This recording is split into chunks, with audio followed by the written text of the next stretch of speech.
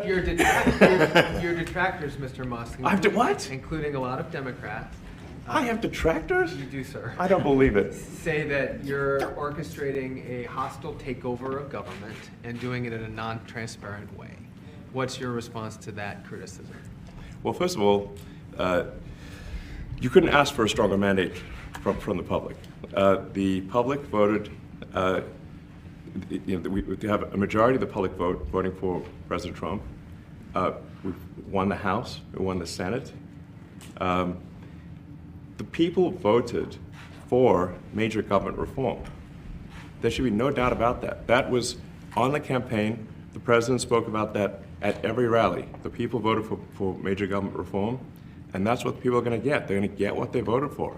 We do find it sort of rather odd that there are quite a few people in the bureaucracy who have ostensibly a salary of a few $100,000, but somehow manage to accrue tens of millions of dollars in net worth while they are in that position, which is what happened at USAID. We're just curious as to where it came from.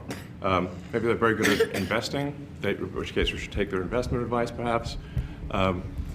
But just there seems to be mysteriously they get wealthy. We don't know why.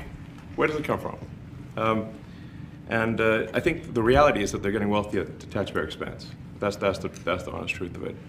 So we're looking at say if you look at say Treasury, for example, basic controls that should be in place that are in place in any company.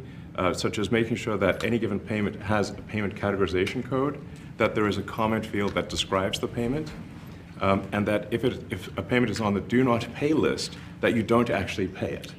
None of those things are true currently.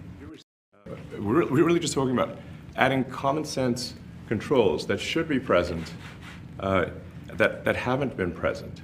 So you say, like, well, how could such a thing arise? That seems crazy. When you understand that really everything is geared towards complaint minimization, so then you understand the motivations. So if people receive money, they don't complain, obviously. But if people don't receive money, they do complain. And the fraudsters complain the loudest and the fastest. So then when you understand that, then it makes sense. Oh, that's why everything they approve all the payments at Treasury. Because if you approve all the payments, you don't get complaints. The federal bureaucracy just makes sure that this obviously there need to be a lot of people.